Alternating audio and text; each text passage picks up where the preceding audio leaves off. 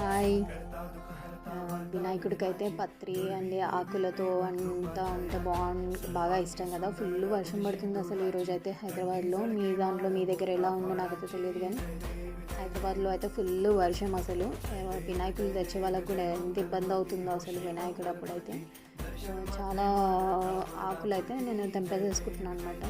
ఇక నాకు కట్ అవ్వట్లేదని చాకుతో కూడా కట్ చేసేస్తున్నాను అన్ని ఆకులు. మా అరటి చెట్టుకి అయితే బాగా అరటికాయలు అయితే వచ్చేసాయి, చాలా బాగా అనిపించింది. పక్కింటి బాబుని అయితే వినాయకుడు తీసుకుంటావా అని అడిగితే అయితే వినాయకుడు తీసుకుంటా అన్నాడు. అయితే నీకు ఏది నచ్చిందో అదే తీసుకో, నీకు ఏది నచ్చుతుందో తీసుకో అని చెప్తే ఇది నచ్చిందంటే తనకైతే అది తీసుకున్నాడు అనమాట.